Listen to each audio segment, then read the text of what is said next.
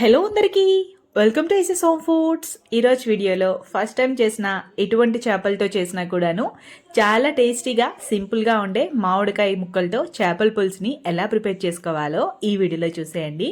Taste అయితే చాలా బాగుంటుందండి. పాత రోజుల్లో ఇలానే చేసుకునేవారు చేపల పులుసుని. అలానే ఈ చేపల పులుసుని ఎంత చల్లారాక తింటే అంత టేస్టీగా ఉంటుందన్నమాట. సో రెసిపీలోకి వెళ్ళిపోదాం. దీనికోసం ముందుగా కేజీ వరకు ఇలా చేప ముక్కల్ని శుభ్రంగా క్లీన్ చేసి తీసుకోవాలి.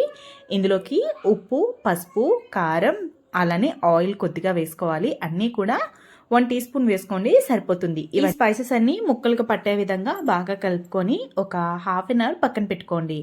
సో ఇప్పుడు వేరేగా ఒక బౌల్లోకి ఒక పెద్ద నిమ్మ సైజ్ అంతా చింతపండును కూడా నానబెట్టుకోండి. నార్మల్ వాటర్ వేసుకొని, ఇది పాత చింతపండు అండి, మీ దగ్గర కొత్త చింతపండు ఉంటే వేసుకున్నా కూడాను కలర్ బాగుంటుంది.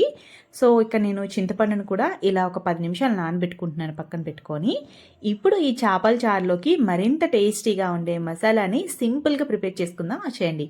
దీనికోసం 1 టీ స్పూన్ వరకు ధనియాలు, 1 టీ స్పూన్ వరకు జీలకర్ర వేసుకొని వీలైనంత మెత్తగా ముందుగా డ్రై ఇంగ్రీడియంట్స్ని మిక్సీ పట్టుకోవాలి. అలానే ఒక 2 ఇంచుల అల్లం, ఒక 10-12 వెల్లుల్లి రెబ్బలను కూడా వేసుకొని మళ్ళీ ఇంకోసారి ఇలా మెత్తగా బ్లెండ్ చేసి పెట్టుకోండి. వాటర్ ఏం వేయొద్దండి, ఇలా వీలైనంత మెత్తగా బ్లెండ్ చేసి పక్కన పెట్టుకోండి. ఇలా మసాలాను ప్రిపేర్ చేసుకుంటే ఎటువంటి చేపల చారైనా కూడాను చాలా టేస్టీగా ఉంటుంది. సో ఈ మసాలాని పక్కన పెట్టుకోవాలి. ఇప్పుడు అదే మిక్సీ జార్లోకి ఒక 2 టమాటా పళ్ళు కూడాను వేసుకొని మెత్తగా బ్లెండ్ చేసుకొని పక్కన పెట్టుకోండి. ఇప్పుడు చేపల చారు ప్రిపేర్ చేసుకోవడానికి కడాయి పెట్టుకొని ఇందులోకి 1/2 కప్పు వరకు ఆయిల్ని వేసుకోండి. చేపల చారుకి ఉప్పు, కారం, అలానే ఆయిల్ కూడా కాస్త ఎక్కువగా ఉండాలి. ఒక 2 ఆనియన్స్ని, 4-5 పచ్చిమిర్చిని, కొద్దిగా కరివేపాకుని, అలానే కొద్దిగా ఆవాలు, జీలకర్రని కూడా వేసేసుకొని పోపును వేయించుకోవాలి. సో ఇలా ఆనియన్స్ అన్ని బాగా వేగాక ఇందులోకి ఒక పెద్ద సైజ్ అంతా మామిడికాయని తీసుకోండి.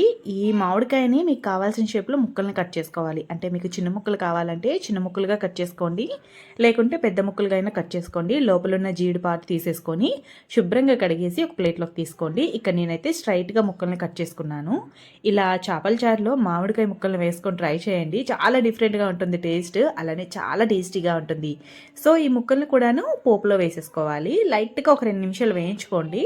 ఇలా ముక్కల్ని పోపులో వేయించుకోవడం వల్ల మరీ గట్టిగా ఉండవండి ముక్కలు, చేపల చారులో కాస్త సాఫ్ట్గా ఉంటాయన్నమాట. సో ఇలా ముక్కలన్నింటినీ కూడాను లైట్గా వేయించుకోవాలి. లో ఫ్లేమ్లో పెట్టుకొని వేయించుకోండి. సో ఇవి లైట్గా వేగాక ఇందులోకి మనం ముందుగా బ్లెండ్ చేసి పెట్టుకున్న అల్లం, వెల్లుల్లి మసాలా పేస్ట్ ఉంది కదా, దాన్ని కూడా వేసేసుకొని లైట్గా వేయించుకోండి. ఏమైనా పచ్చివాసన ఉంటే పోతుంది. సో వీటిని ఇలా లైట్గా వేయించుకోవాలి. ఇలా వేయించుకునేటప్పుడు మాత్రం ఫ్లేమ్ అనేది లో ఫ్లేమ్లో పెట్టుకొని వేయించుకోండి, లేకుంటే తొందరగా అడుగు మాడిపోతుంది కదా, టేస్ట్ మారిపోతుంది. సో ఇలా మొత్తంగా వేయించుకొని ఇందులోకి మసాలాను కూడా వేసేసుకొని ఒకసారి లైట్గా వేయించుకోండి. తర్వాత ఇందులోకి టమాటో ప్యూరీని వేసేసుకొని వేయించుకోవడమే. చాలా సింపుల్ రెసిపీ అండి, బట్ ఇందులో చిన్న చేంజెస్ చేసుకొని మనం చేపల పులుసుని చేసుకుంటున్నాం కదా, ఆ చిన్న చేంజెస్తోని చేపల పులుసు అనేది చాలా టేస్టీగా ఉంటుందన్నమాట. ఇలా మసాలా ముద్దను కూడా వేయించేసుకున్నాక బాగా కలుపుకోవాలి. ఇందులోంచి మనకి ఆయిల్ సపరేట్ అవుతుందండి. సో ఆయిల్ సపరేట్ అయ్యేంత వరకు లో ఫ్లేమ్లో పెట్టుకోండి, అప్పుడే మనకి పచ్చివాసన అనేది పోతుంది. ఇక్కడ మనం మామిడికాయ ముక్కలను వేసుకున్నాం కదా, సో అందుకే చింతపండును కూడాను తక్కువగా వేసుకున్నాను. ఒకవేళ మీరు మామిడికాయ ముక్కలను వేసుకోకపోతే చింతపండుని కాస్త ఎక్కువగా వేసుకుంటే సరిపోతుంది. బట్ ఈ మామిడికాయ ముక్కలు వేసుకోవడం వల్ల, చింతపండు పులుపు వేసుకోవడం వల్ల చేపల చారు చాలా బాగుంటుందండి. ఒకసారి ఈ విధంగా ట్రై చేయండి. ఈ సమ్మర్లో మనకి మామిడికాయలు ఎక్కువగా దొరుకుతాయి కదా, సో ఏ చేపల్లోకైనా ఇలా మామిడికాయ ముక్కలను వేసి ఇలా ప్రిపేర్ చేసుకోండి. చేపల చారు చాలా టేస్టీగా ఉంటుంది. అండ్ ఈ చేపల చారు వేడిగా ఉన్నప్పుడు తినడం కంటే బాగా చల్లారాకైనా తినొచ్చు, లేదంటే నెక్స్ట్ డేకైనా తినొచ్చు. ఇలా చేసుకునే చేపల చారు 2 డేస్ వరకు మనకి స్టోర్ ఉంటుందన్నమాట.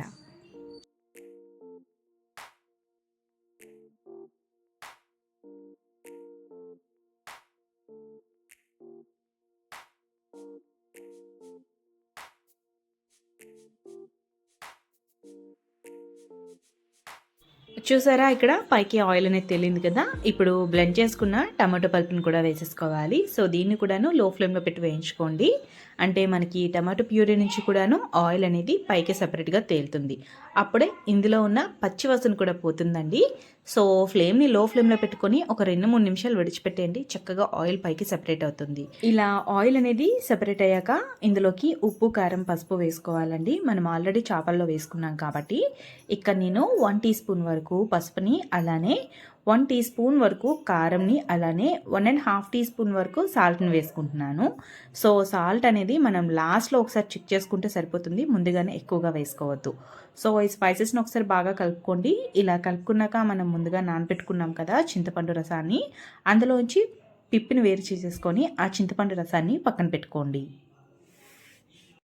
ఇక్కడ ముందుగానే మామిడికాయ ముక్కలు వేసున్నాం కాబట్టి చింతపండు పులుపు అనేది కలుపుకునేటప్పుడు మరీ పల్చగా ఉండకూడదు, మరీ ముద్దగా కూడా ఉండకూడదండి. ఇక నేను చూపించిన విధంగా ప్రిపేర్ చేసుకోండి, చింతపండు పులుసుని సరిపోతుందనమాట. మరీ ముద్దగా వేసేసినా కూడాను చేపల చారు పులుపు ఎక్కువైపోతుంది, టేస్ట్ బాగోదనమాట. సో ఈ విధంగా ఇక్కడ నేను చూపించిన కన్సిస్టెన్సీ ఉంటే సరిపోతుంది.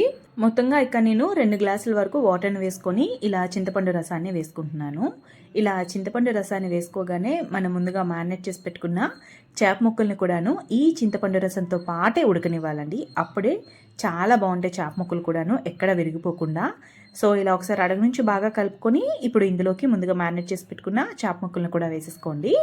చేప ముక్కలు వేసుకున్నాక మీడియం ఫ్లేమ్లో పెట్టేసి ఒక 7-8 నిమిషాలు విడిచిపెట్టేయండి. చేప ముక్కలు అనేవి చాలా మంచిగా, చాలా టేస్టీగా, టెండర్గా కుక్ అవుతాయి అన్నమాట. సో ఎక్కువగా మీరు మంట పెట్టినా కూడాను ముక్క అనేది ఇరిగిపోతుంది. సో అలా కాకుండా ఈ విధంగా మీడియం ఫ్లేమ్లో పెట్టుకొని ఒక 7-8 నిమిషాలు కుక్ చేసుకోండి.